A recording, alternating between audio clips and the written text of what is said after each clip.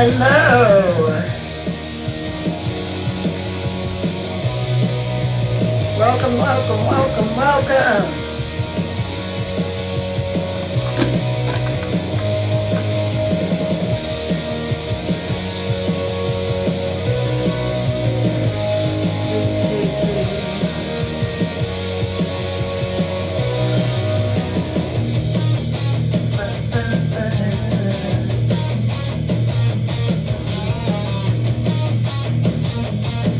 Hello.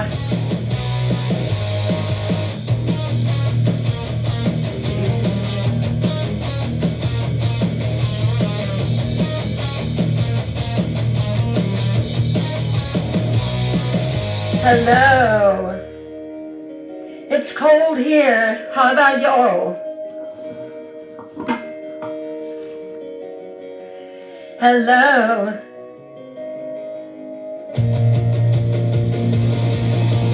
Hey Palm, hey Pamela, hey Melanie, hey X, hey Tara, hello Amy, hey Kimberly, hey Goddess Lovely. It's gonna be like 19 degrees in the morning. New merch, Little Boo, what do you think? And then I got this little cutie on Amazon.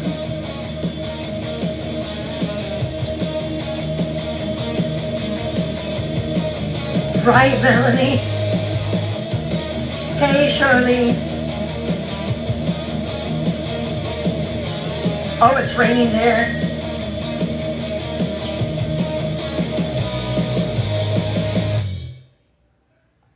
Hey, Martha. Hello, Alicia.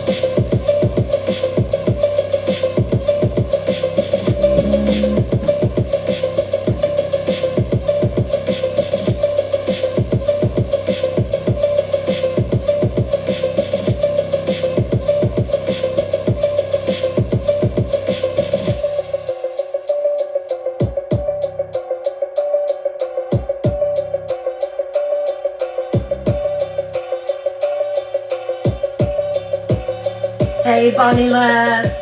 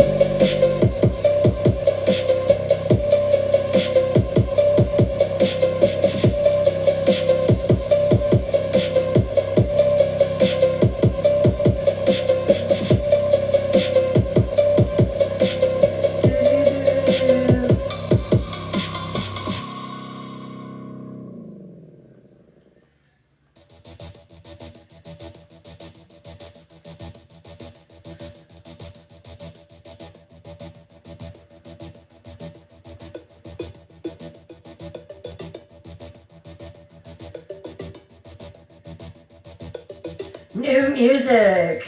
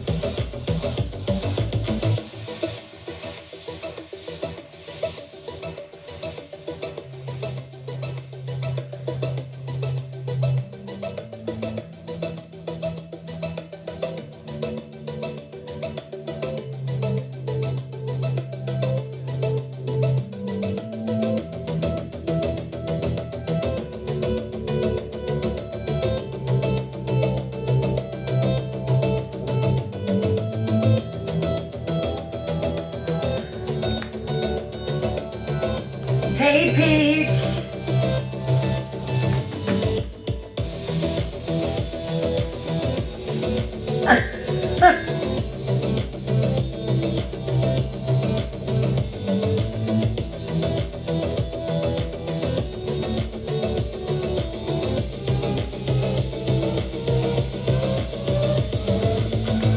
Hello, Voxcora. Okay, X. I wasn't kidding. It's huge. Can you see that? I don't know if you can. It's huge. Big cup. Big, big, big.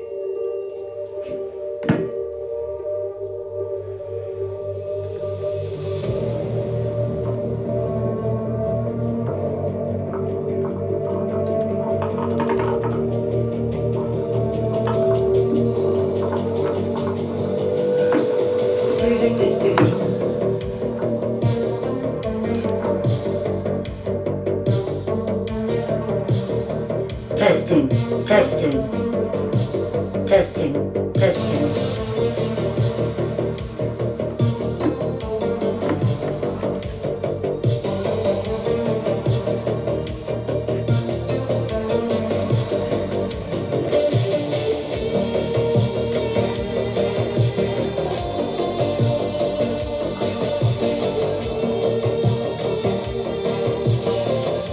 Hey, Kim.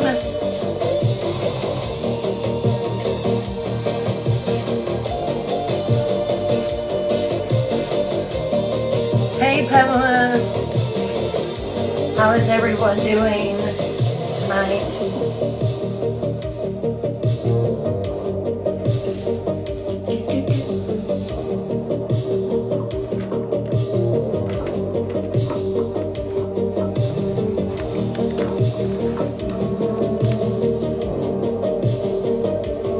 Hello, hello.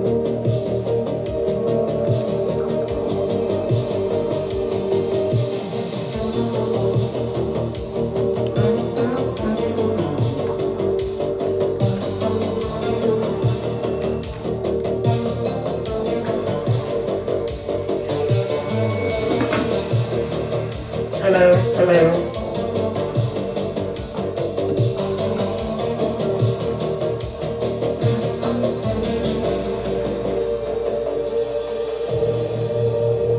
Testing.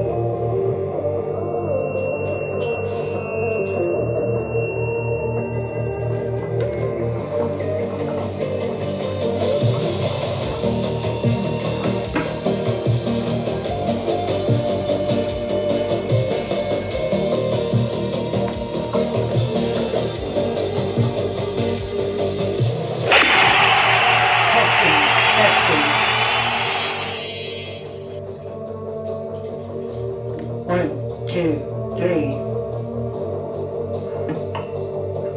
Hello.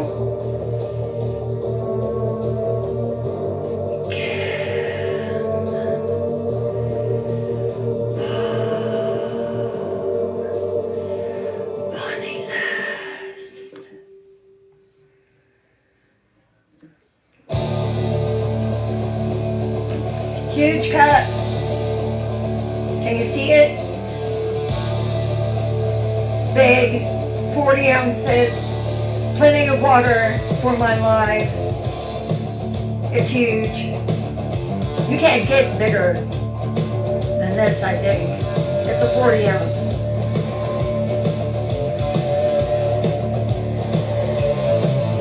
Mega cup, yes. 8 minutes. It does. Check that out.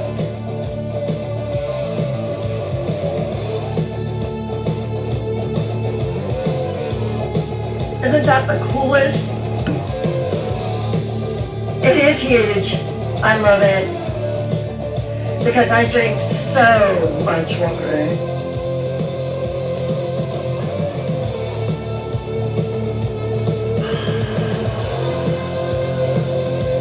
That was spent. Mega gulp. I cannot tell you how much water that I drink a day. It's insane how much I drink. Have you shared? Have you reposted? Are you tapping? Are you sharing to your FYF? What? Now's the time. Let's do this. If you were to do all those things right now, and we have 41 people in our audience right now, it might double. Thank you for the FYF. Hello, Ebony Eyes.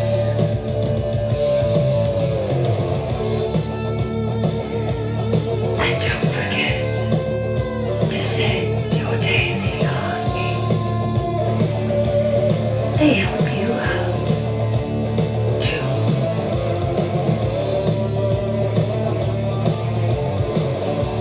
Someone told me, it was a while back, but they said that I could read a telephone book and make it sound scary.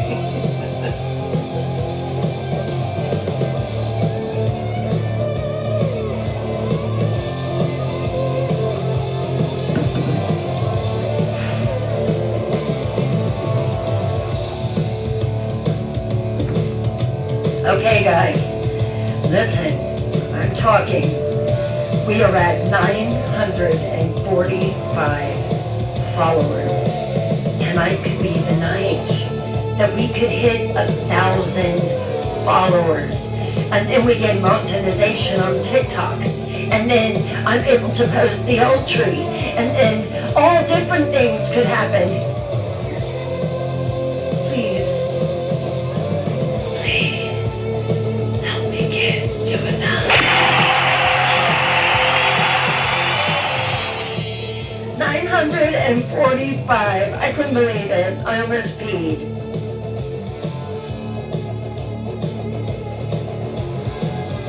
Hello, stranger than you. Are you really? I'm pretty strange. That sounds awesome.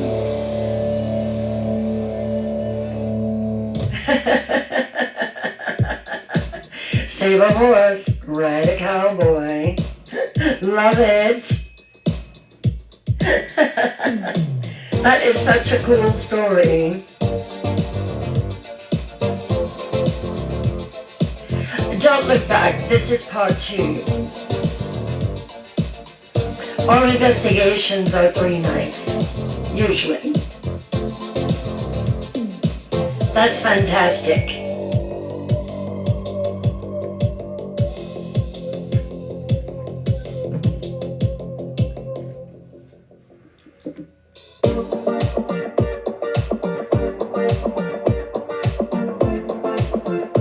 Yes.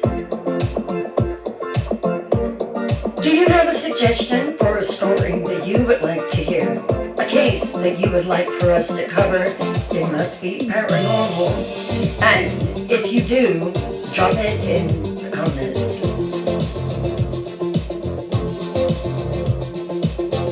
Hey, Pink. How are you doing, lovely?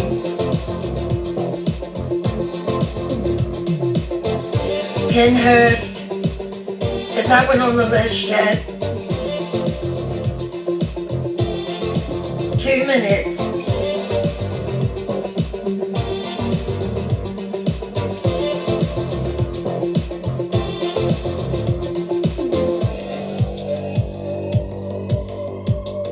Oh, wow.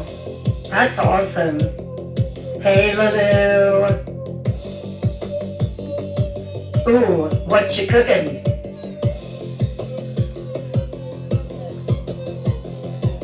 That one is on the list.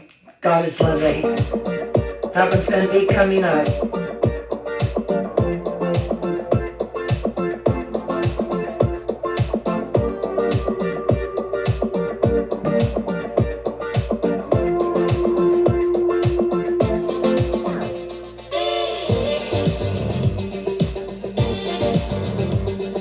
Hey, Magic Moon.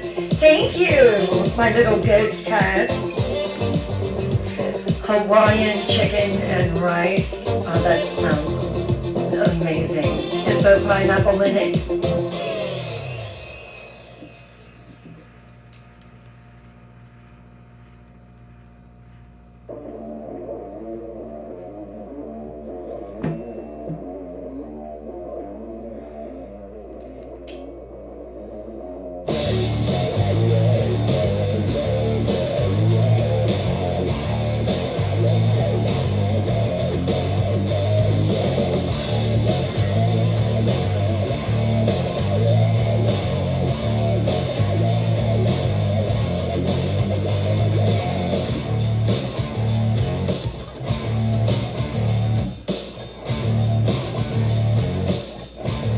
Oh, really? They have a cap on how much you can catch?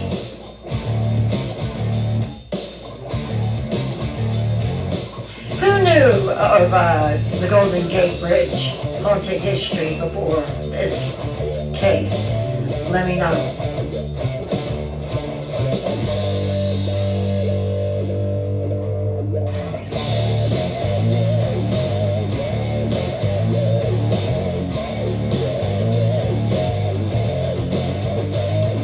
Tombstone, Arizona. Hello, Mia. How are you, beautiful?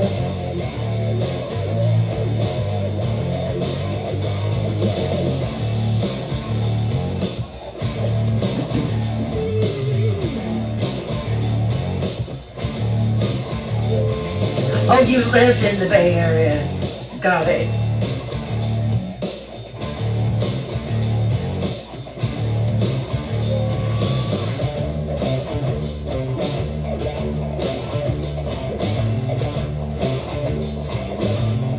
Let's start sharing out this live.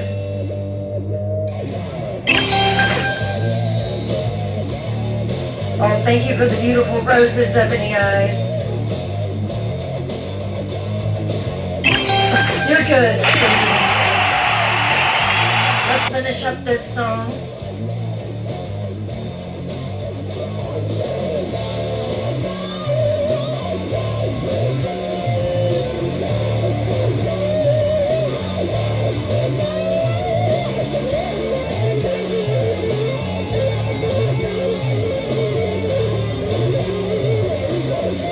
Do you like the paranormal? You do. You like all things that go bump in the night? Then hit that follow button and the notification bell and join the Seekers, where we explore the most haunted paranormal cases across the world. This week is the Golden Gate Bridge. You heard me right. It's as haunted as they come. Hey Rhonda, welcome in.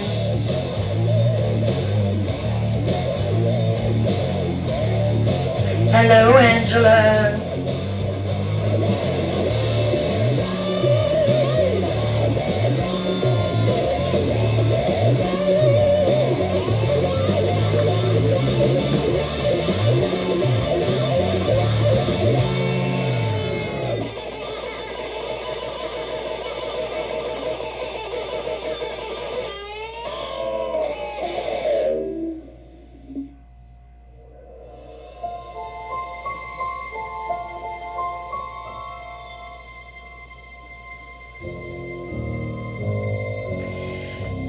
I have to admit that this case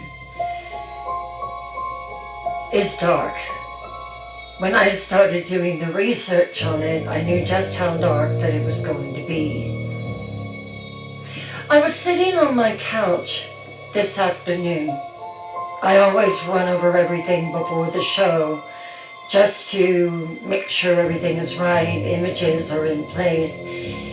And as I was sitting there, I was like, this is such a dark case.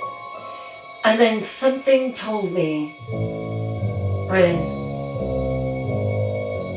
you don't know who's watching your live, who might feel like they're at the end of their rope.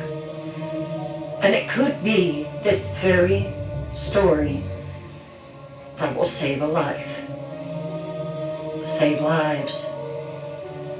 So it kind of gave me a new perspective. The Golden Gate Bridge is certainly one of the most beautiful attractions in the world. I used to call it the Golden Gate Bridge because I thought it was made of gold. But I also called the Civil War the Silver War. So anyway, I was young. Anywho, my name is Bryn Morgan. I'm a horror author and I love the paranormal. And that is the reason that I started this page. I just could not get it off my mind. I love the paranormal. Surely there are those out there that love the paranormal too. And you're proving me right.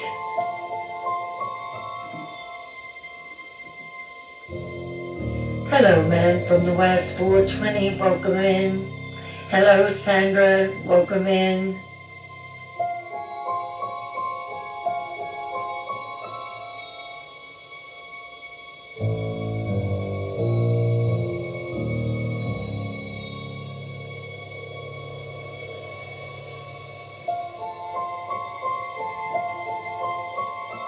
Listen.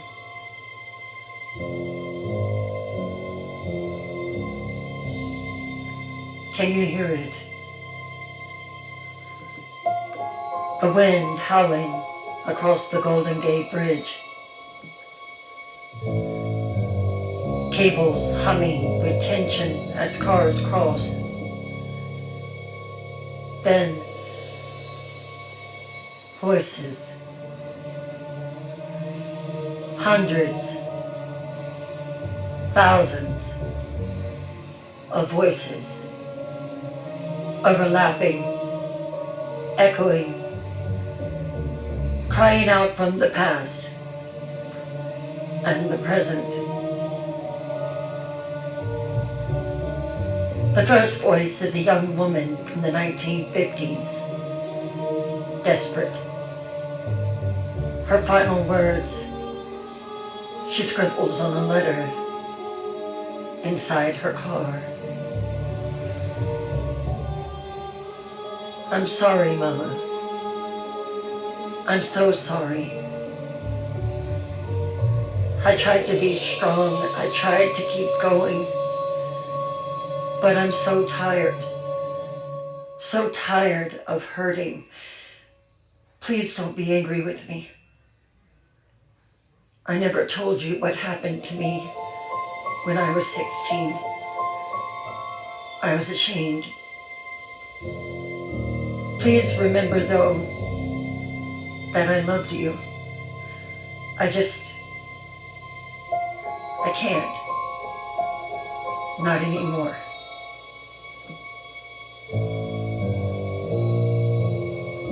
You hear the sound of climbing. A metal railing shaking in the breeze. Wind. Then silence. A scream fading. A splash. Gone.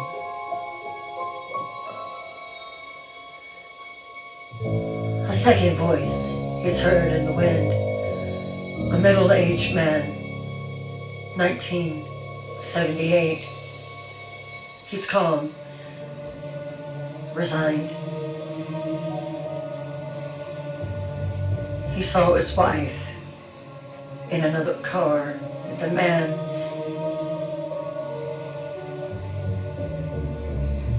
They find a note inside of his jacket after he jumps, and amazingly, the ink did not bleed.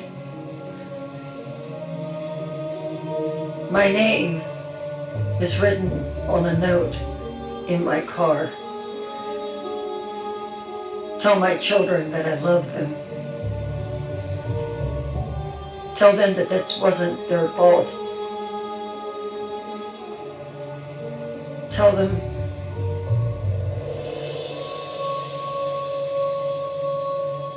just tell them that I love them. That's all. Tell Nancy that I loved her. I really can't blame her for cheating on me. I was sick for years, couldn't give her the affection or the attention that she deserved. At least this way, she can be happy again. A sound of footsteps, a pause at the edge, a deep breath. Then falling. 4 seconds. 4 seconds is all it takes to fall 220 feet. Impact is like 75 miles per hour driving. Water, the coldest, most frigid Pacific Ocean water. And then silence. Voice number 3, a teenager, 1995, crying, broken. Nobody cares. Nobody sees me. I'm invisible. At school, at home, everywhere. Well, at least this time I'll get attention. Maybe they'll finally see me. Maybe they'll finally care. Maybe I matter. But it's too late now. I'm already over the edge. A sound of regret. Realization. Terror. She's falling. No! Wait! I changed my... Cut off by that impact.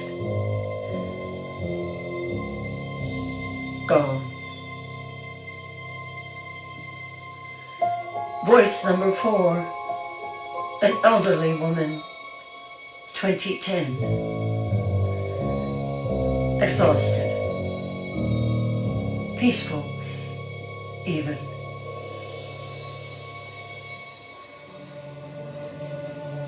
"73 years. That's how long I've been alive. I just can't let this cancer get to me anymore. I can't do the treatments. If Henry was gone, if he was here with me, I would make it. My children don't visit. Every bone in my body aches. Everything hurts.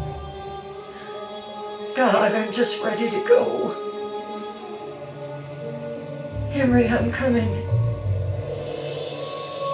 I'm coming to you. I'm coming. I'm coming home.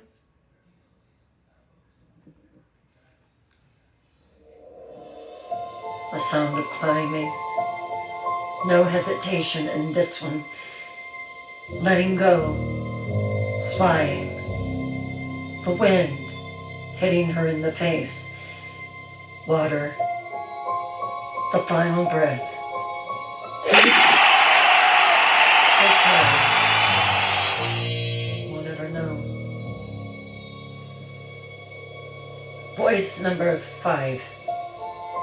The instant of regret.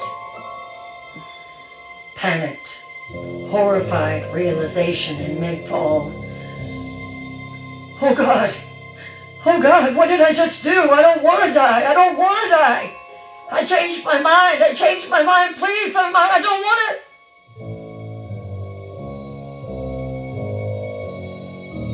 Water.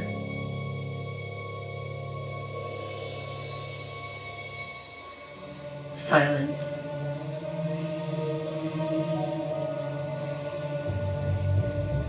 Too late. Always too late. All these voices blend together, seekers. Hundreds, thousands, crying at this bridge screaming, apologizing, regretting, and then one voice cuts through. A survivor. Voice 6.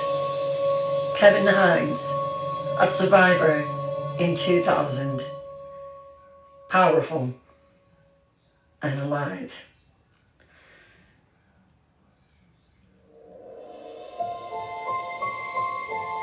The millisecond that my hands left that railing, I knew I'd made the biggest mistake of my life. I said, God, please save me, and somehow I'd survived. I'm one of the lucky ones. Most people don't get a second chance, especially not with the Golden Gate Bridge. But I did. And I'm here to tell you that moment of regret is universal. Everyone who jumps it feels it. Everyone that I've talked to, every survivor across this world has said that very thing. They regretted it. But by then, it's too late.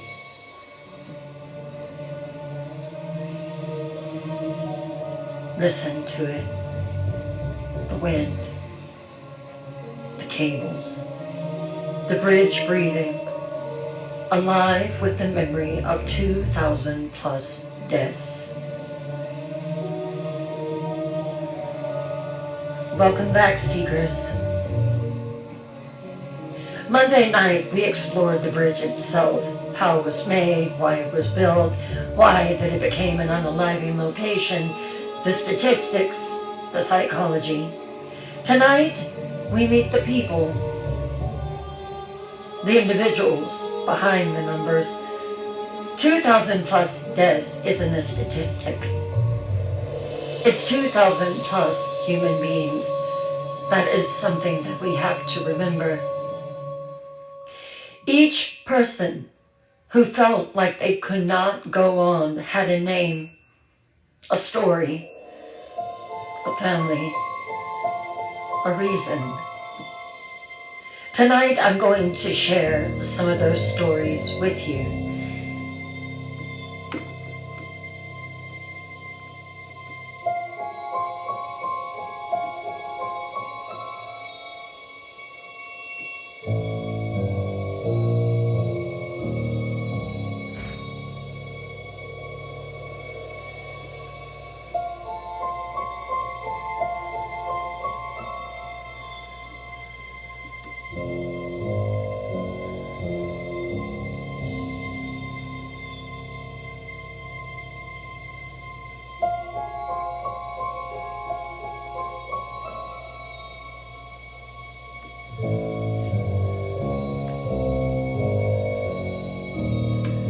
This is not to exploit, not to sensationalize, but to honor those that have lost their lives at the Golden Gate Bridge.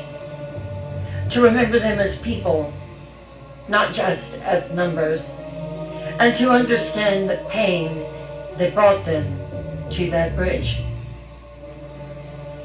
But tonight isn't just about death. It's also about survival. Because some people jumped from the Golden Gate Bridge and they actually lived.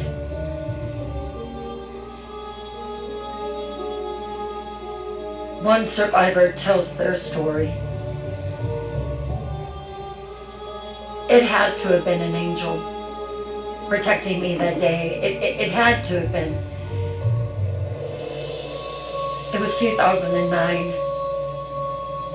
I had not passed my law exam. And I come from a family that they expect you to be excellent in everything you do. Everything. I didn't want to go to law school. I did not want to be an attorney like my dad, like my brothers. I wanted to be a veterinarian.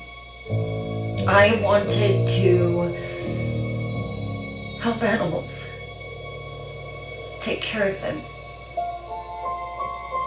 My dad told me, sure, you can be a veterinarian, but I will not pay for 1 penny of your tuition. So, I went to one of the most prestigious Ivy League schools. I went through the motions.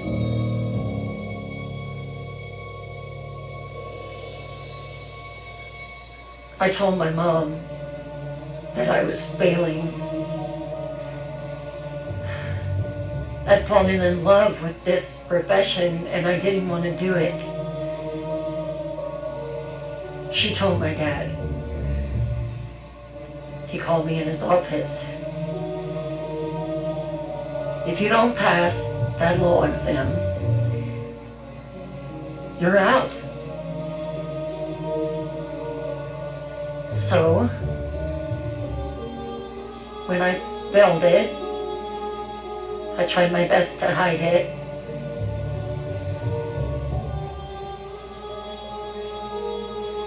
And when he found out, he told me that I was a major disappointment, that I should have been a boy, because then I would have passed my law exam.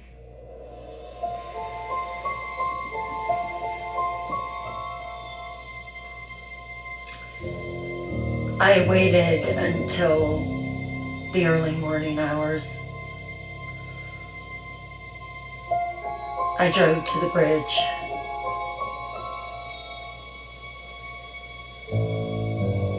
It was so misty, so foggy, I couldn't see 2 feet in front of me.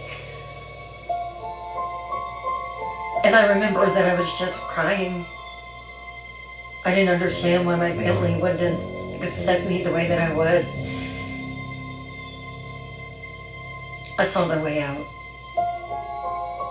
I didn't know how I was going to make it, how I was going to survive. I looked around me, to the left, to the right. I remember looking up above me and seeing the cables, looking down below and seeing the water.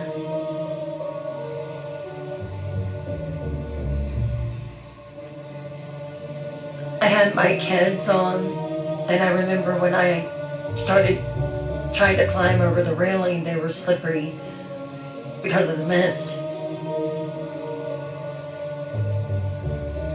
But I made it to the other side, and there was just barely enough room to stand. And then I remember saying, "Mom, I love you." And I let go. But it was like I let go, but I didn't let go. I remember letting go.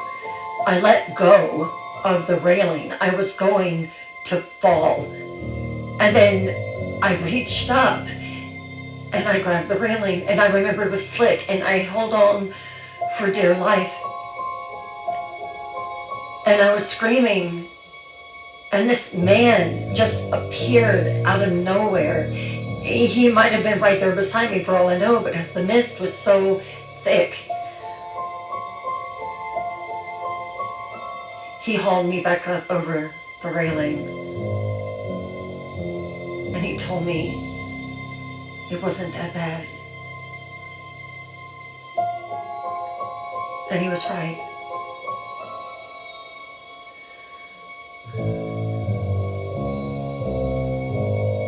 I was taken to the hospital and was admitted to the psychiatric ward for just a couple months, but I was found to be severely depressed I look back on it now when I'm watching my children sleeping, my husband on his laptop on the couch, and I think, what if I hadn't have reached up?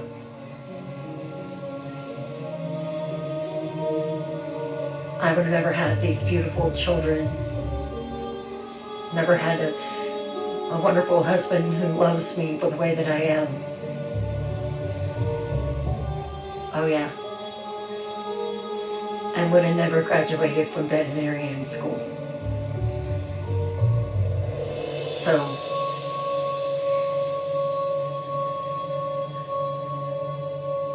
I regretted it the moment my hand left that railing.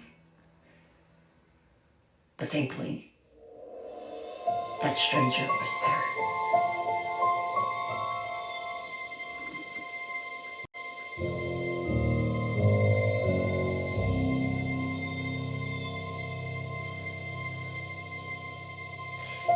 Tonight, we will also hear from the lost, the families that have been left behind. Welcome tonight to I'm Bryn Morgan, and tonight's mission is to honor the dead, to celebrate the living, and to understand pain. This will be heavy, but it's necessary because these people matter. Their stories matter, and maybe just by hearing them, we can save someone else. Let's begin. Roll call. Were you here Monday night as well? Are you new? Is this your first time? Drop it in the chat.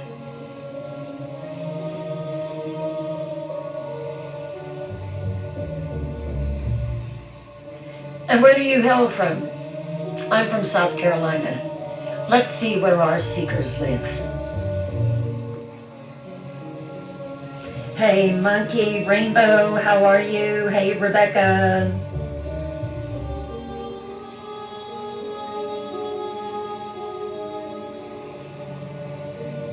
It's like the bridge caused them, like the unaliving forest.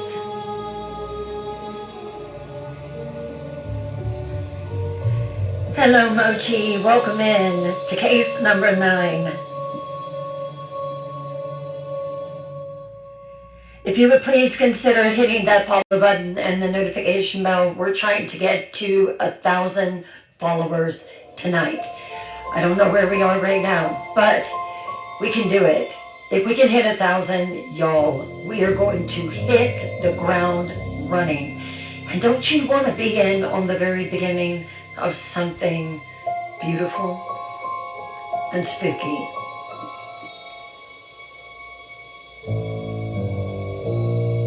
Hello, Lisa. Welcome in. First time here? Welcome. Yes, these are true accounts. There is going to be a lot of those tonight.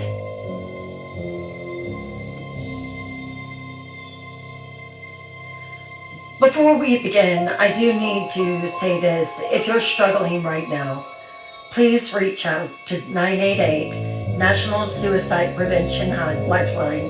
You can call or text 24/7. There's the crisis text line. Text HOME to 741-741. You are not alone. I want you to know that. Your pain is real, but it's temporary. Help does exist. Call them now. Tonight we are talking about people that have unalived themselves at the Golden Gate Bridge, but have also survived the attempt, specifically, directly, and honestly. We're sharing real stories of people who survived tonight. If you do need to step away at any point, please do. We don't expect you to listen to something that makes you uncomfortable. Take care of yourself first. You are what matters. But if you can stay, these are stories that need to be heard. Let's honor them. Yes, the number is astronomical. 2,000 plus people have fallen. But each number is a person. Let me introduce you to some of them, respectfully, compassionately, and honoring their memories.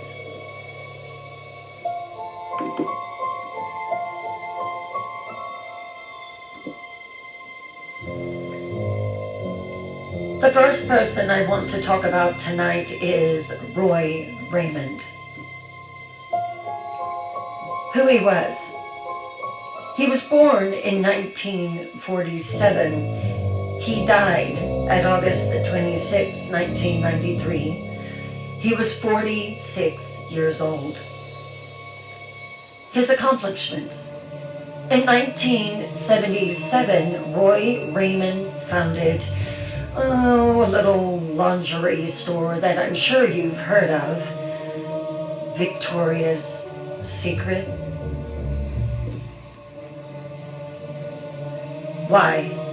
Well, he was embarrassed buying lingerie for his wife in department stores with male clerks because it was a very awkward experience. So his vision was to have a comfortable store where men could come in and buy lingerie for their partners.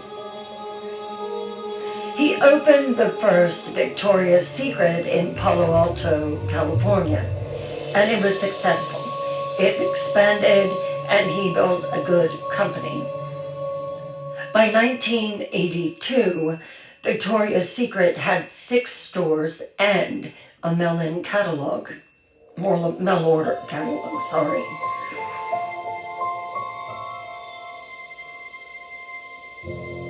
But in 1982, Roy Raymond made a mistake.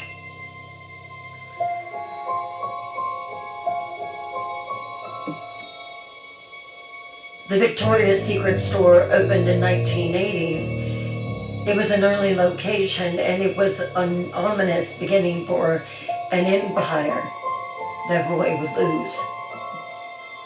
1982, Roy Raymond sold Victoria's Secret for $1 million. He thought it was a good idea. But the buyer was the Limited, which was a retail company, and they were massive. They turned Victoria's Secret into a $1 billion empire. They brought in supermodels, fashion shows, worldwide brand. Everything that Roy had envisioned. But someone else made the fortune. By 1993, Victoria's Secret was worth over $1 billion. Roy had sold it for $1 million. He missed out on $999 million in value. And the regret consumed him.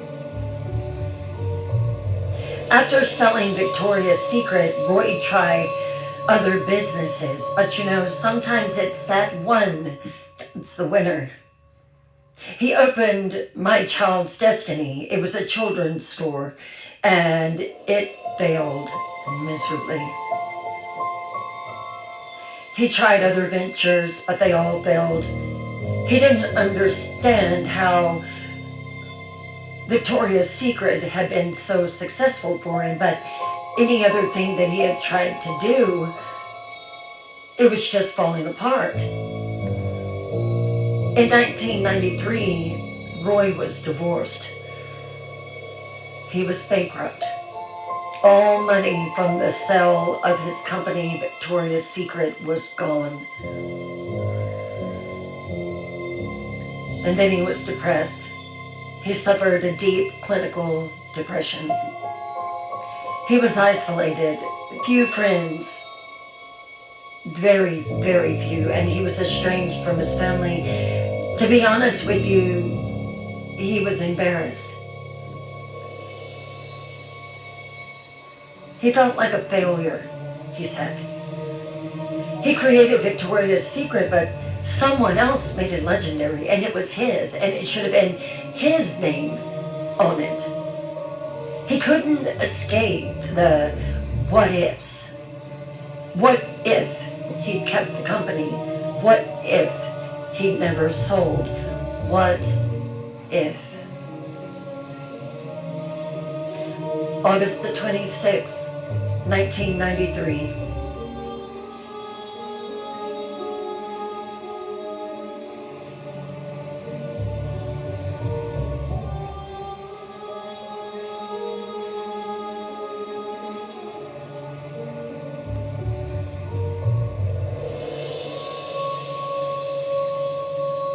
Roy Raymond drove to the Golden Gate Bridge.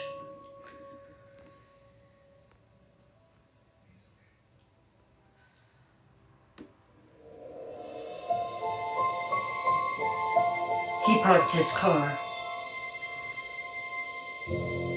He walked onto the span. He climbed over the railing and jumped. He fell 220 feet.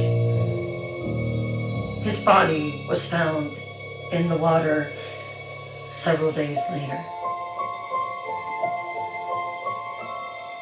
Age 46. So much life still ahead of him. His cause of death was unaliving by jumping from the Golden Gate Bridge.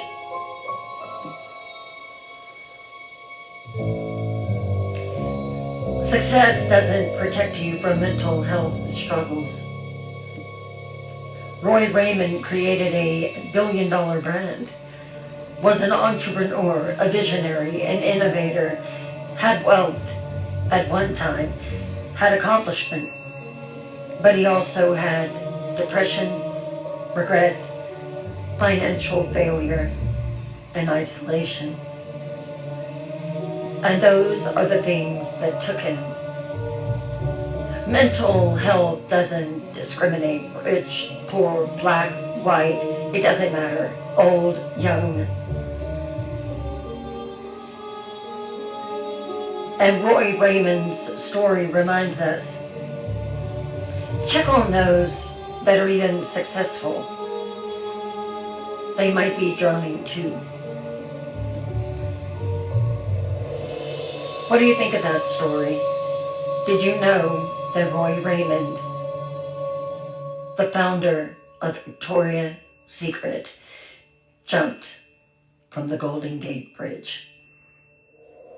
Let me know in the comments. Hey, Justine.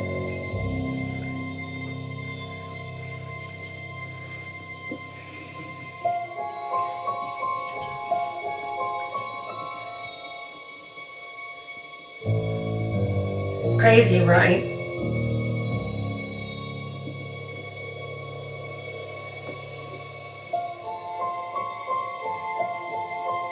Yes, Carol. He just couldn't escape his regret and his depression.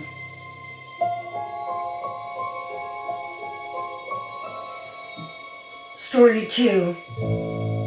It was a note that was found saying, "Nobody will miss me."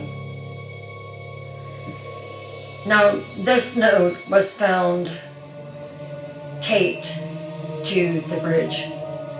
It was found by a woman who is still haunted by it to this day. And she said she didn't actually witness the event happening, but when she found that note, it just broke her heart. It was 1998, and she wishes to remain anonymous, but she said it was a rainy day, as it usually is around the Bay Area, around the San Francisco, Golden Gate Bridge area. She said she was just going for a walk, wanted to clear her mind, was just, really not in the best mood, had received some news that was pretty devastating, and she just really used to walk up there just to contemplate a lot. Not to do anything drastic like climb over a railing and unalive herself, but just to get up there and just to be alone with her thoughts. So whatever it was that had devastated her, it was making her cry. And she said she had some tissues in her pocket of her coat. And she was pulling a tissue out of her pocket and was wiping her eyes. And she looked down on the railing. It was probably about 10 feet down, and she saw this white sheet of paper that was just flapping in the wind. So she walked to it, and she said it kind of scared her a little bit because she had read newspaper headlines about people, choosing to go here and, unalive themselves. So she took the letter off of the railing and said that what she read was one of the saddest things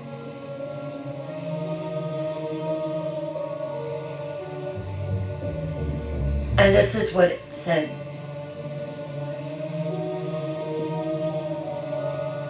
My name doesn't matter. No one cares. I am 34.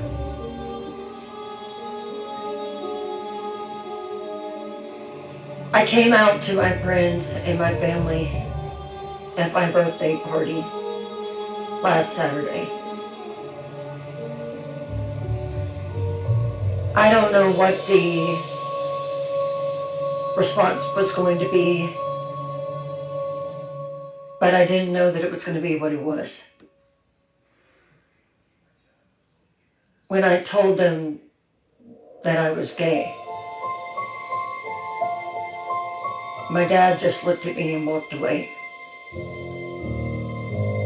And my mom, my mother, who gave birth to me, walked across the grass, grabbed my arm, and steered me in the house. And demanded to know, what are you doing? I didn't want to be in the dark anymore.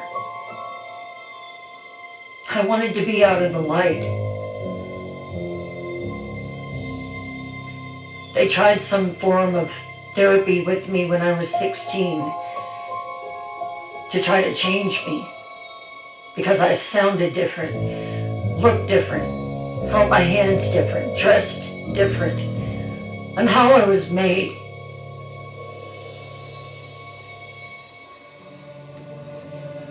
My mom told me that I was an embarrassment to my family. Well, Mom, I won't be embarrassing you anymore.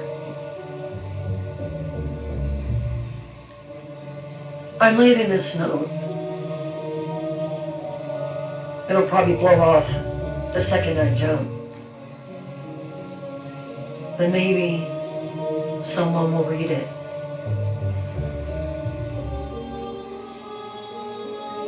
Goodbye.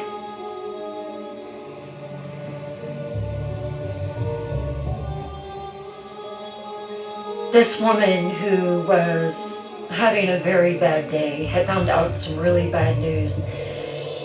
The second that she read that letter, she said she just stopped. And she thought about this poor soul who had jumped. She said she looked down over the railing into the water below, but it was so far down she couldn't see anything.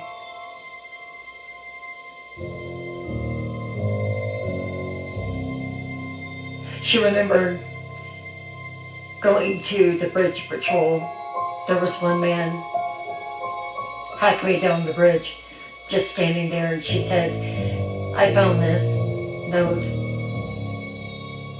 I think someone jumped. And the man looked at her and said, oh, I find those all the time. She said it shocked her, just jarred her.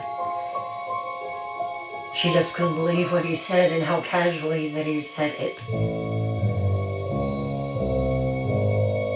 She said she had dreams of a young man standing on that bridge, the wind blowing him almost over. And because he wasn't accepted, just taking his life. That one is sad.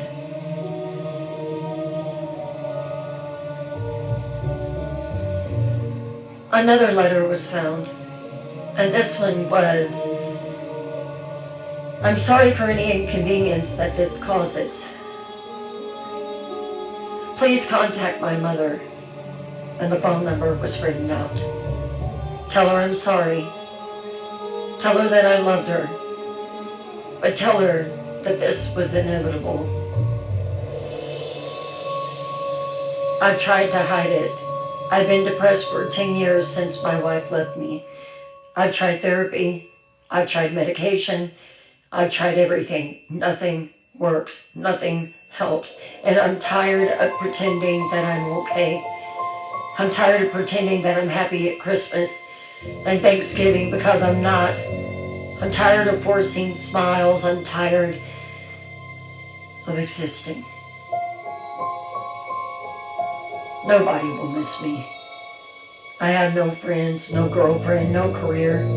I'm invisible. I walk through life and nobody sees me. I quit my job 2 weeks ago. Never got a call. Maybe if I do this, someone will finally notice me. Maybe I'll finally matter.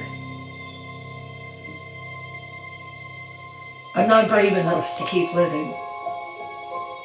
So I'm doing this. I'm sorry. Please tell my mother I'm sorry. Dave.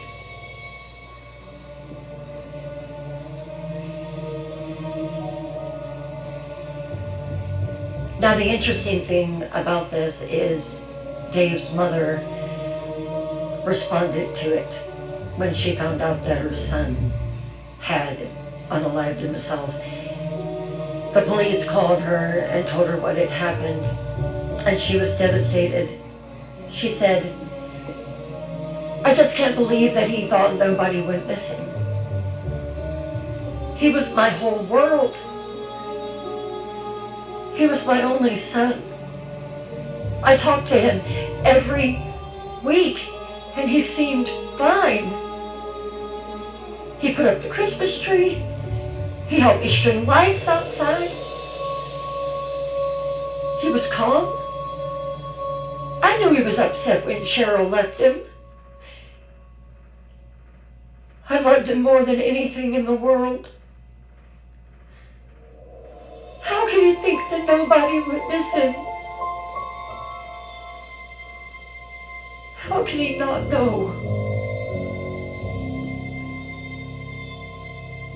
She spiraled into depression herself, blamed herself. What did I do wrong? What signs did I miss? She went to therapy for years. She said, he was wrong.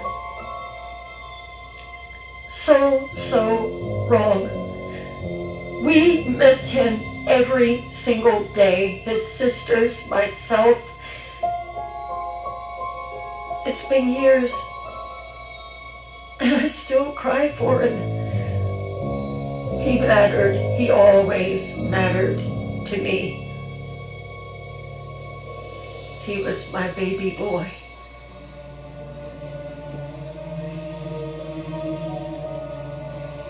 why I'm sharing this.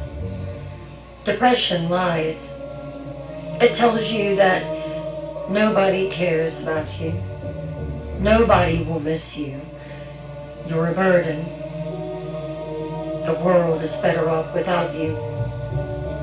But it is all lies. This man thought that nobody would miss him. The man before thought that because they didn't accept him how he was, that there was no point in him going on. This man's mother mourned him for years. Depression distorts reality.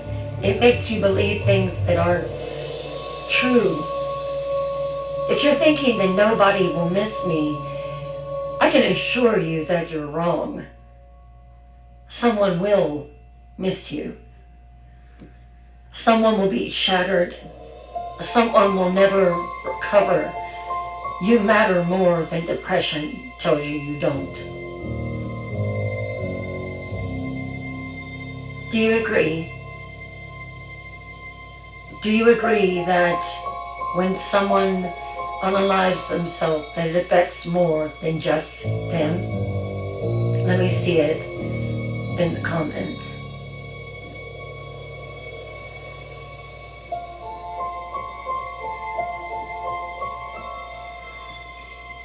He was wrong. He was so wrong, and his mother's life was destroyed. Depression lies. Don't believe it.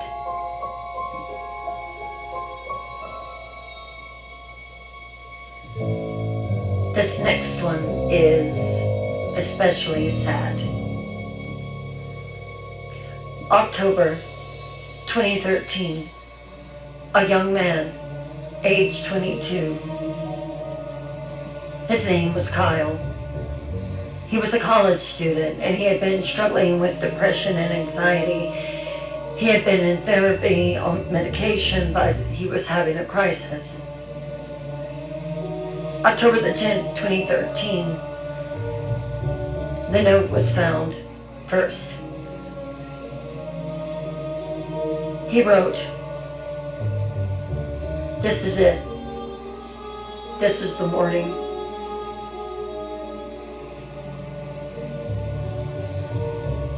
He had had a fight with his girlfriend, and they had broken up the night before.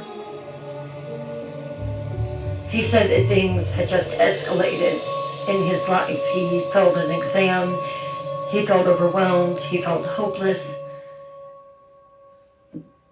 And by afternoon, he absolutely had made the decision that he was going to end it. So he drove to the Golden Gate Bridge. Kyle's mother was at work. Her phone rang and Kyle's name popped up on the screen. She answered in her cheerful way. "Hey honey, what's up?" Kyle was crying uncontrollably. "Mom?" She said. His voice sounded so odd, high-pitched. She could hear the wind in the background.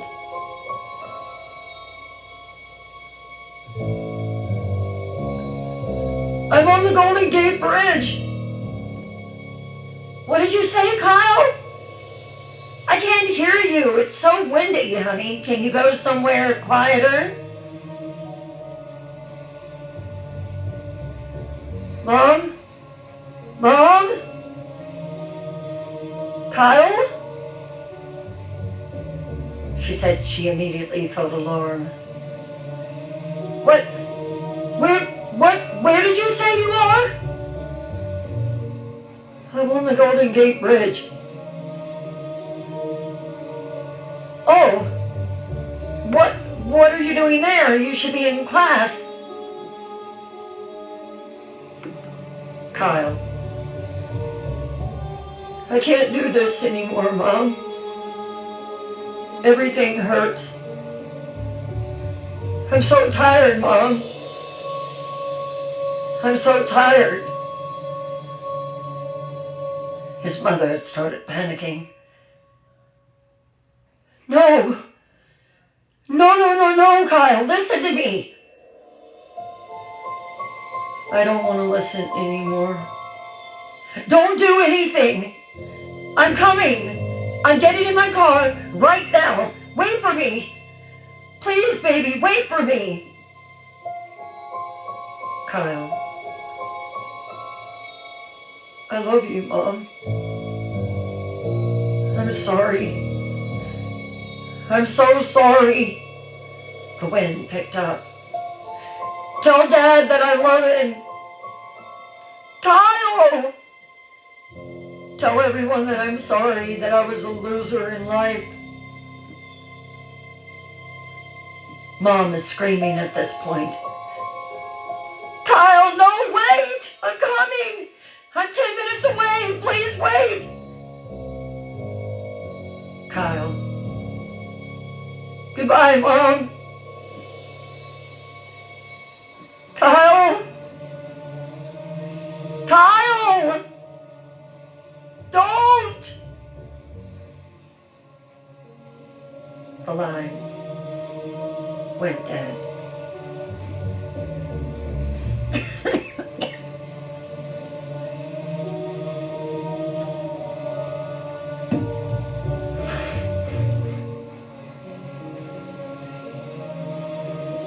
Kyle's mother drove 90 miles per hour to the bridge. She called 911 while driving. She was screaming into the phone. 911, what's your emergency? My son is on the Golden Gate Bridge. He's going to jump. Please get someone there, please. 911 dispatched to Bridge Patrol immediately. Man, just calm down. But she was 10 minutes away. Kyle jumped 3 minutes after hanging up. Bridge Patrol arrived 5 minutes after the jump. By the time that she got there, her son was already gone. His body was recovered hours later. She was too late. 10 minutes. That's all that she needed. But she didn't have 10 minutes. Kyle's mother has never recovered. She said in an interview with 2020, I hear his voice every day. Last words I remember my son saying to me were, goodbye, Mom. That's the last thing he ever said to me. Not, I love you. I mean, he said that, but the last thing was goodbye, Mom, and I hear it constantly. In my dreams, when I'm awake, when I'm alone, his voice telling me goodbye. That is why that I advocated the safety net under the bridge. If there had been a barrier on that bridge, he couldn't have jumped immediately. If those bars were just a little bit higher, he would have had to climb. Someone could have pulled him down. That would have taken time. Maybe 5 minutes, maybe 10. I would have gotten there and I would have saved my son. I know that he made an impulsive decision in a moment of crisis. And because of that bridge, it's so easy for these people to feel hopeless and alone. It's so easy for them to go there and die. He's gone forever because of 10 minutes.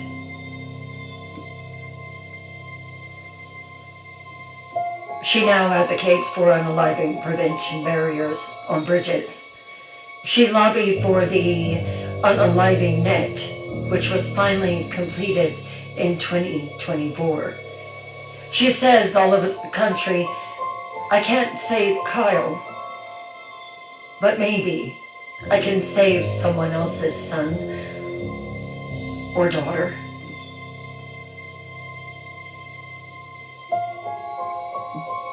Time saves lives, seekers.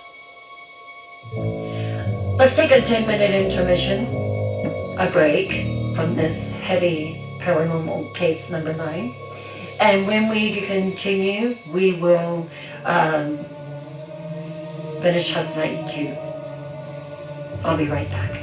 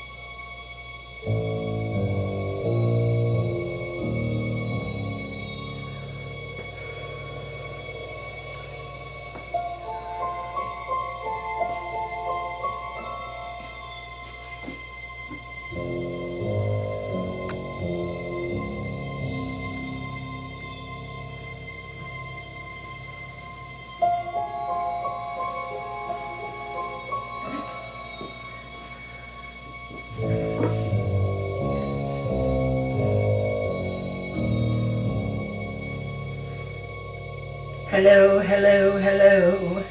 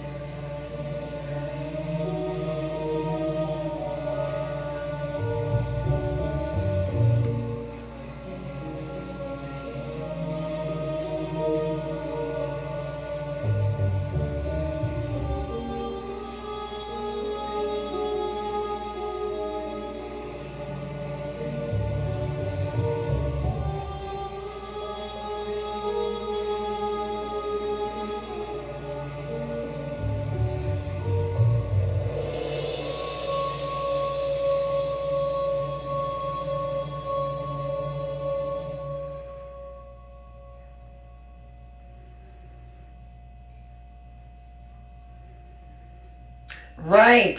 It's crazy that it took that long to put up a safety net.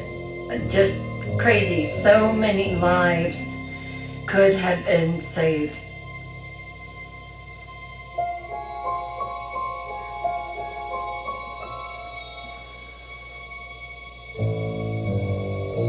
Hey, exotic girl.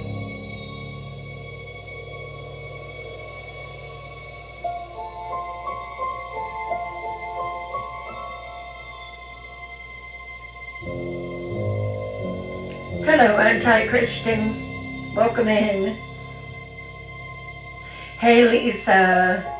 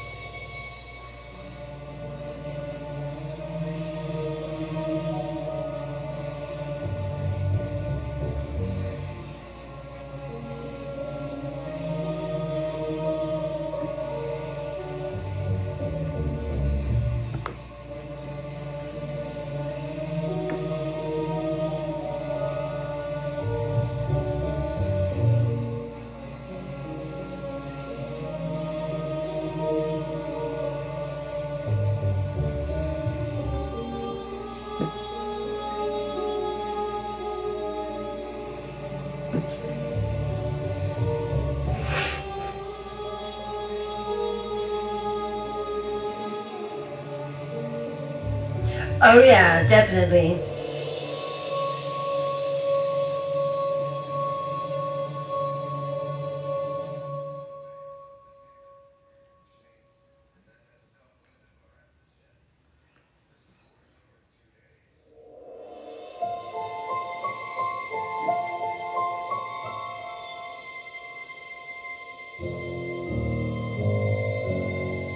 I hear you, Alicia.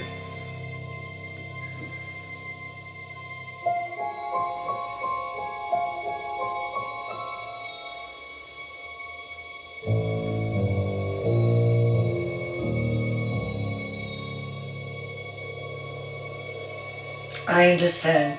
I do.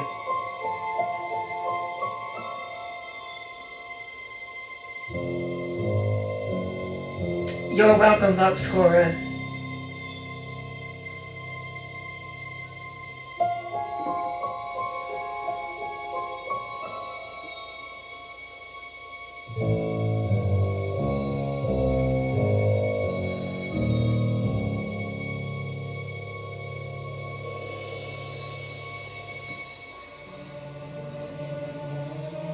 One minute.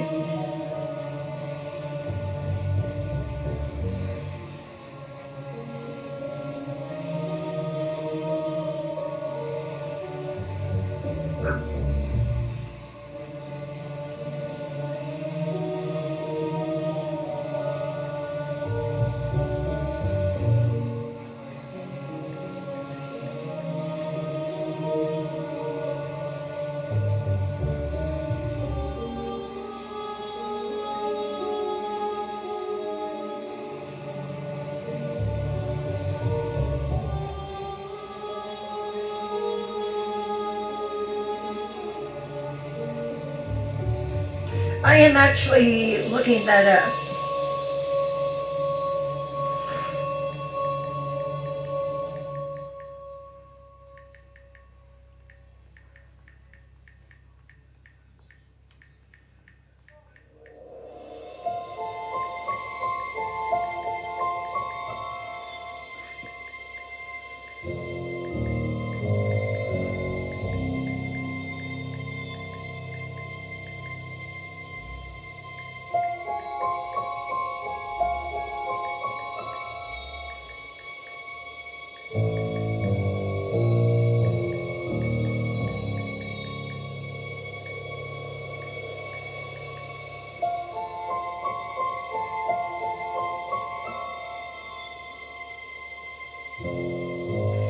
Okay, so get this. This is a, I'm going to read this. Since the Golden Gate Bridge safety net's completion in early 2024, statistics show a significant drop in unalivings, with early data indicating a 73% reduction in unalivings compared to pre-installation rates, falling from about 2.4 2 to 3 per month to 1, demonstrating its effectiveness as a physical barrier in unaliving prevention. Wow. Wow. That is crazy. That is like cold chills. Crazy right there.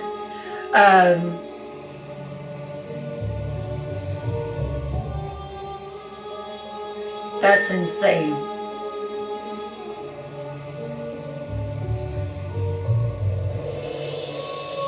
The nets provide a physical deterrent, acting as a barrier rather than blocking access entirely, and have proven effective in reducing unaliving attempts by jumping. That is just wow. And that is in 12 months of it being installed. 73% drop. That's insane. That's crazy. Wow.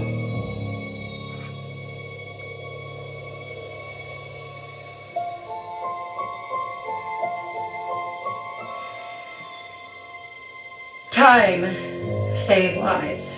If Kyle had to climb a tall barrier, it would have taken longer. If there had been a net, he couldn't have jumped. If there had been any delay, his mother would have reached him. Unaliving is often impulsive. If you interrupt the impulse, people survive. Kyle's story is why barriers matter, why the unaliving net, safety net, matters. 10 minutes. That's all it would have taken to possibly change his mind. That's the difference between life and death. That is why prevention infrastructure matters.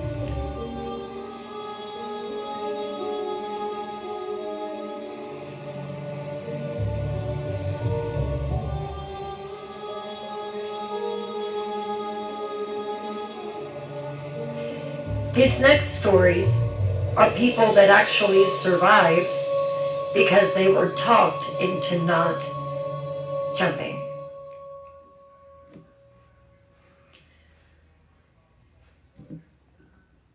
One, Marissa, 2018.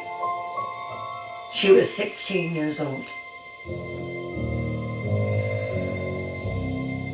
She was smart, a straight A student, pretty, popular with the classmates, athletic, played soccer, but she was also bullied online through social media, cruel comments about her appearance, and it was all stemming from her best friend who was attracted to her boyfriend, and they both were fighting over him, and Marissa won. And as a result of it, her friend started posting on social media horrible pictures, bullying her.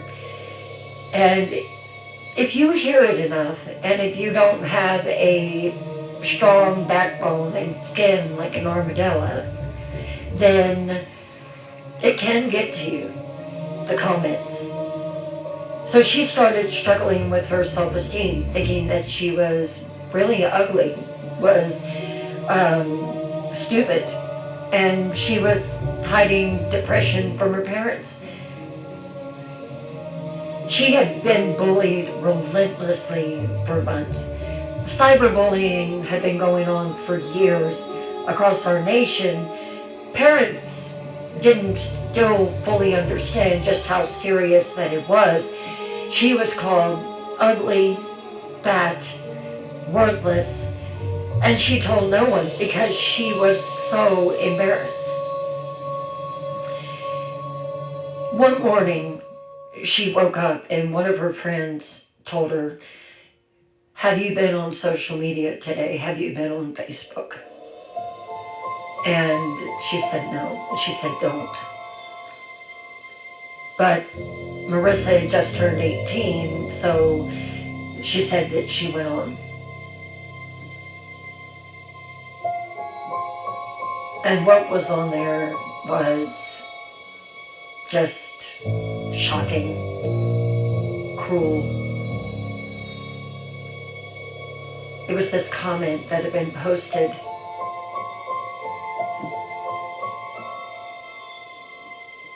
She says, "At that moment, I didn't want to live anymore. I just didn't." Something that I had told a friend in confidence when we were in grade school. She blabbed on social media to all my friends, and I had a good group of followers.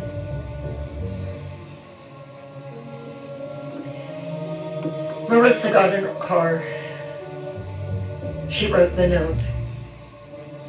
She left the note in her bedroom on her desk. She drove to the Golden Gate Bridge. She just remembers it being very cold, very windy, very blustery. She said she walked up to the railing and just stood there and looked out across the bay. She couldn't believe how quickly that her life had went down, disintegrated.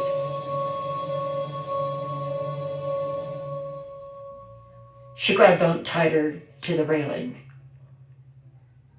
And at that moment, she heard a voice behind her, an old man, say, "Whatever you're thinking about doing, honey, don't do it."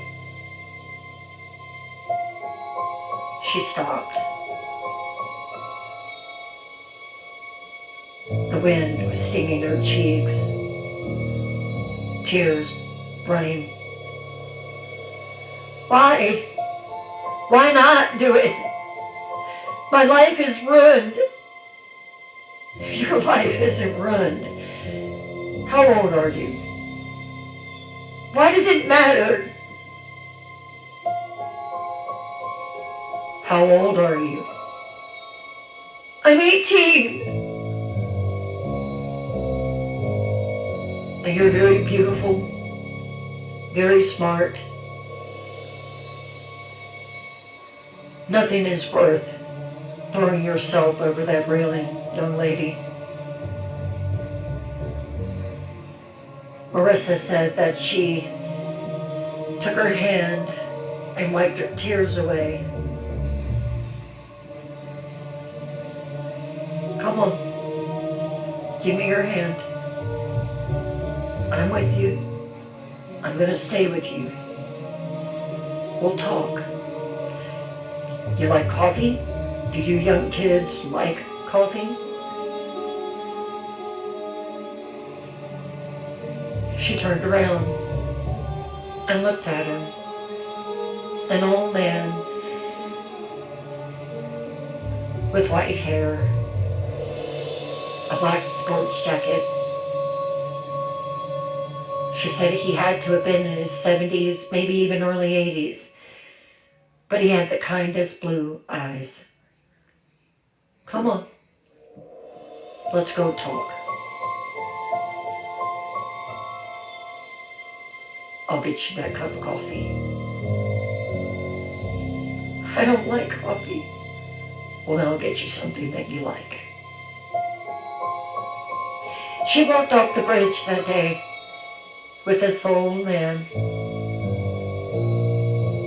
Now, what is absolutely amazing about this story is he told her, asked her where she was parked. She told him. And he walked her to her car. And he said, "You're okay now." "Yeah, I'm okay." "Okay. I want you to follow me out of this parking lot. We're going to leave this bridge." "Okay." "Okay." So she cranked her car, wiped her tears away. She backed out. And she was looking for this car that was going to lead her out of the parking lot. She didn't see one.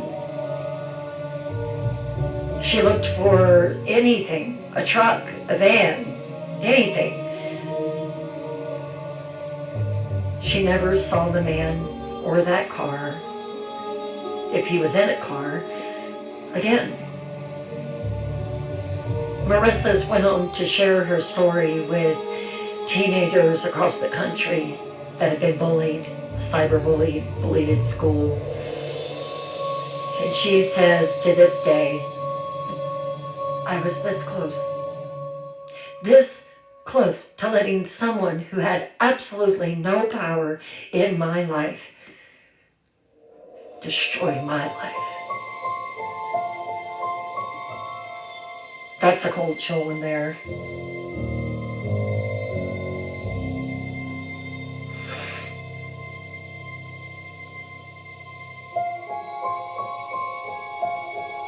This next one is pretty similar to the story that I told a little bit earlier, but he'll call him Tommy to keep him anonymous. He was a high school senior, and he came out gay to his parents at age 16. His parents rejected him. His church rejected him. His mother had begged him to change, had told him that it was just a phase, and that they could send him somewhere, maybe some sort of therapy to where, like a conversion therapy, that would change his ways. But it was traumatizing to Tommy. It didn't work, and it caused harm. It made him feel ashamed and broken, but more importantly, he says that it made him feel sinful. On May 2016, Tommy graduated from high school, but he had no support, no acceptance, no love from his family.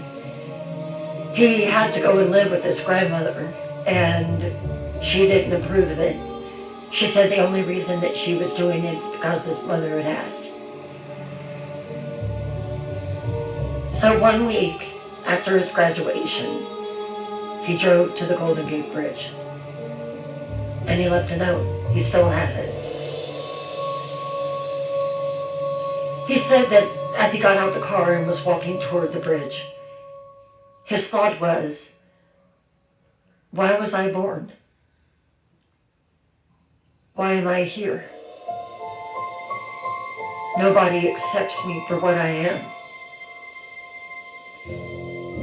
This is how I was made.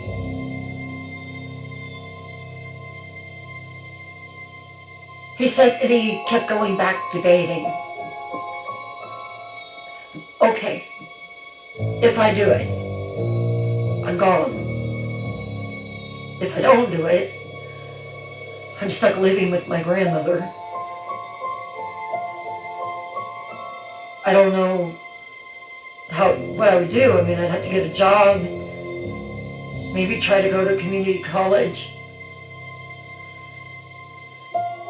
No, I'm just going to do it. And as he was walking up closer on the bridge, this crazy thought entered his mind. If one person, just one person, looks at me and tells me good morning, or says hi to me and smiles at me, I won't do it. So he started walking across the bridge. And there was a woman walking with her little girl. And the woman was holding her daughter's hand, and it was blustery and windy, and they were laughing, and he looked at her, and the little girl looked at him and just raised her hand, barely, said, "Hi." And the mom smiled. Tommy didn't jump that day. Tommy didn't jump any other day. It was just that one moment of kindness. Just that one smile that deterred him from jumping. You know, you never know what someone is going through. And sometimes it can just be just a simple wave. Just a, "Hey, how are you? How you doing?" One of the things that I incorporated in all my years of management is when I ask someone how they're doing, I don't just walk past them. I stop. If I took the time out to ask you how you're doing, I want to hear your response. You never know what one smile, one wave, one hello might do for someone. A sobering thought.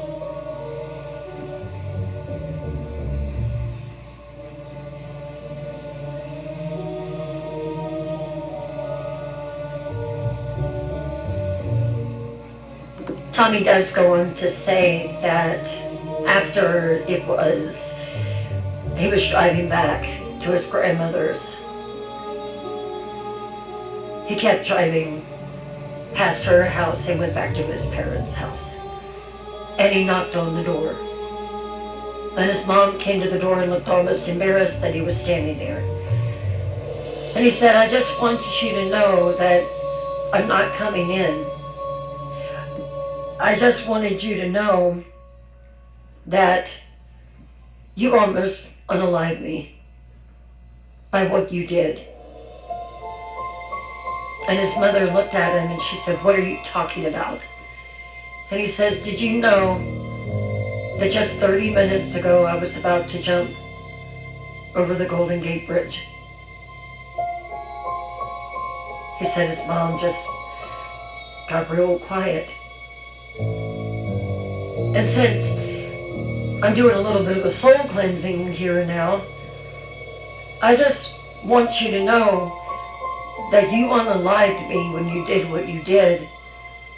You rejected me, my own mother. And I have written a note, but I don't want you to read the note anymore. You made me feel like I was wrong and broken and unlovable. And I will just say this. I am dead. I'm dead to you and to my father and my family. I will go on. I will survive. And I don't need you. Tommy now advocates for the LGBTQ community, youth. He participates in different kind of functions all across the country to raise awareness. I want to share these stories with you because these are enlightening, and just don't judge.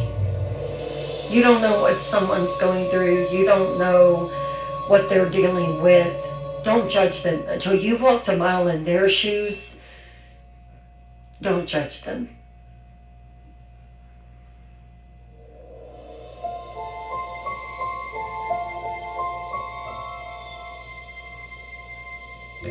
This next story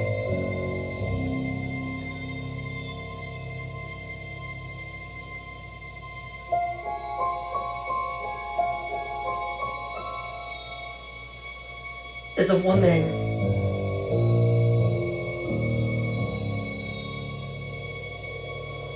No, I'm sorry, this is a man. His name is Kevin. And it's kind of similar to Tommy's story, but his name was Kevin Hines, and he was born in August the 30th, 1981, and he survived. And he was 19 years old. And now he is a mental health advocate, a speaker, and an author. So Kevin was diagnosed with bipolar disorder at age 17. And he said that it just threw him for a loop. He just was not prepared for everything, the extreme mood swings, manic highs, depressive lows, depressive episodes, hopelessness, unaliving thoughts. So on September the 25th, 2000, when he was 19 years old and a college student, he was in a severe depressive episode. And it was that morning that he decided that he was going to unalive himself. So he took the bus to the Golden Gate Bridge. And on the bus, he made a deal with himself. He said, if one person asks me if I'm okay, I won't jump. If one person shows me that they care, I'll stay alive. He was crying on the bus as he went. People saw him, but no one asked. So he walked onto the bridge. He was still crying, hoping someone would stop him. People walked past him, no one asked. Finally, one person approached him. It was a tourist, and she asked, "Hey, excuse me, will you take my picture?" She wanted a photo with the bridge. She didn't ask if Kevin was okay. Kevin took her picture, and then he climbed over the railing. Kevin stood on the edge, he said, and he was looking down at the water 220 feet below. And his thought was, as he held on to that railing for dear life, nobody cares. Nobody will miss me. This is it. And he let go. He said that the instant he let go, as so many other stories that I told you tonight, he regretted it. Now he describes this. The millisecond that my hands left the railing, I thought, what did I just do? I don't want to die. I screamed, I prayed, God, please save me. I made a mistake, please. He said that he fell for 4 seconds, but in that 4 seconds, it was like it slowed down. It felt like an eternity. He said, I thought about my family, my friends, things that I would miss, and I realized I didn't want to die. I wanted the pain to stop. Those are two completely different things. In those 4 seconds, okay, he said that he tried to position himself, even though he was falling head first, he positioned himself in the air to where he was falling feet first. That's not easy. He said, I knew if I hit head first, I would die instantly. So I turned my body. How I managed to do that to this day is a mystery. And I hit the water feet first. Now, even when he hit feet first, he hit the water at 75 miles per hour. The impact. This is what happens when you fall feet first. He broke his back. He shattered his vertebrae. He broke his ribs. He punctured his lung. He had massive internal injuries. Kevin should have died, but he survived the impact. This was an absolute miracle. Kevin sank into the water. He was injured, he was drowning, he was losing consciousness, and then something happened that was absolutely incredible. Kevin swears a sea lion swam up to him. Not only swam up to him, but circled him, bumped him, and kept him afloat until the Coast Guard arrived. The Coast Guard confirmed, when we pulled him from the water, there was a sea lion that was circling him. We had never seen that before. Kevin believes that this sea lion saved his life. Some call it coincidence. Kevin calls it a miracle. Kevin was hospitalized for months.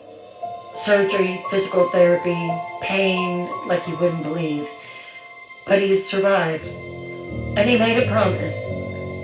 If I do survive this, I will dedicate my life to preventing unalivings from happening across the world. I will tell my story. I will help others.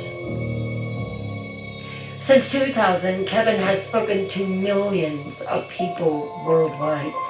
He has advocated for unaliving prevention. He has pushed for the unaliving net at the Golden Gate Bridge. He was instrumental in getting that done. He has written books, appeared in documentaries, saved countless lives by sharing his story. His core message: the instant that you let go, you're going to regret your decision. And research shows that almost all survivors feel the same. The moment of regret is universal. But most people don't survive to feel it. I got a second chance, then most people don't. If you're thinking about unaliving yourself, please know that the pain is temporary. Hi, I see you. It will pass. Get help. Reach out.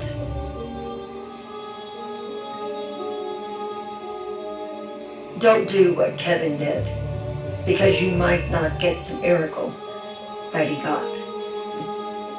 Kevin is now married, has a family, lives a full life. He almost threw it all away, but he survived, and now he's saving others. And I hope that on case number 9 of the Golden Gate Bridge, that we did the same. We might never know you. We might never cross paths. But I am telling you now, we see you.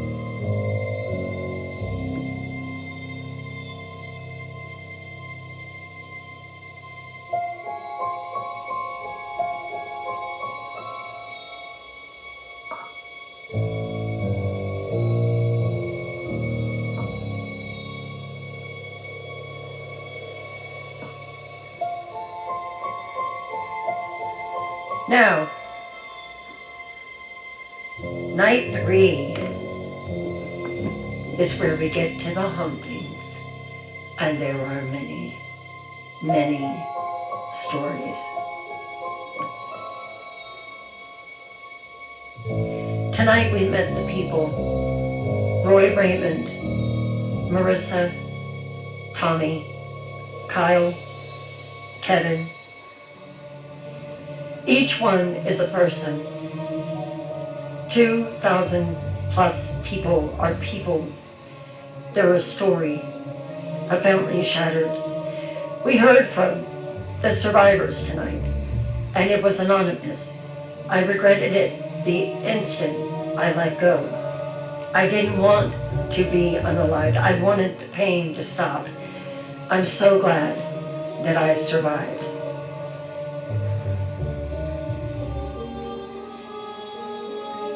I am so glad that they finally put up that net. If you were not here when we were talking about it, The rate of unalivings at the Golden Gate Bridge has decreased by 73% since it went up in late 2024. And that is a incredible drop. People can be saved with intervention, with time, with support, with barriers, with love. Is the Golden Gate Bridge haunted? Oh yes. Just wait until Friday night.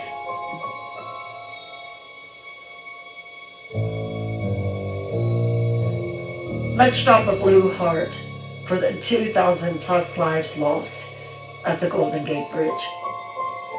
Let's drop a candle for those who didn't survive. And let's drop a strong arm for those who did. Let's drop a red heart for the families who lost their loved ones. And let's drop praying hands for hope, prevention, and saving lives.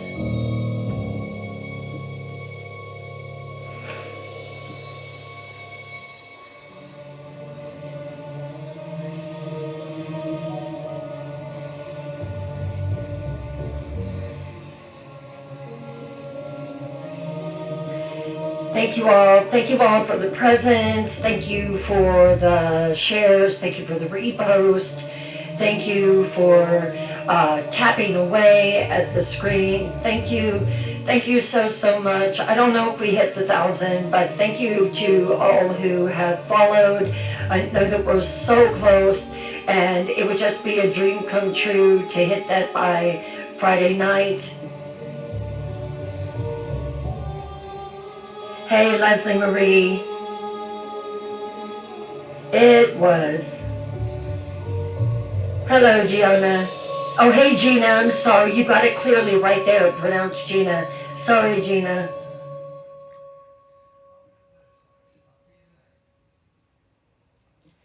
Thank you for liking the live. Rebecca, thank you for sticking around. I know it wasn't easy. Thank you so much. Love you.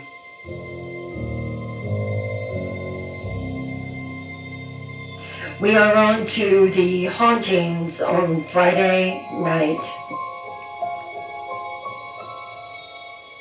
I saw that someone had followed.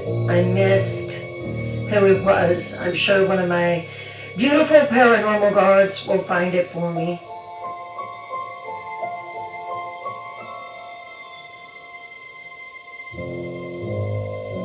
Jackie, thank you for the rose.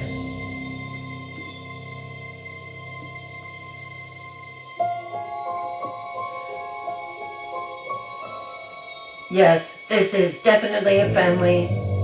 We love you. I love all of you. Thank you so much for spending your Wednesday night with me. I almost said Thursday night. I thought it was Thursday all day. Don't forget, 957 followers. Thank you so much. So tomorrow night on TTL, the story of Crimson Queen continues. Prepare yourselves. Prepare yourselves. That's all I'm going to say.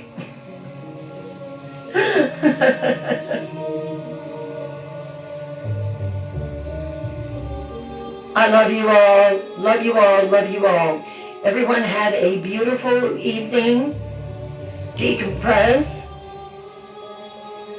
And I will see you all on TTL tomorrow night. Love you.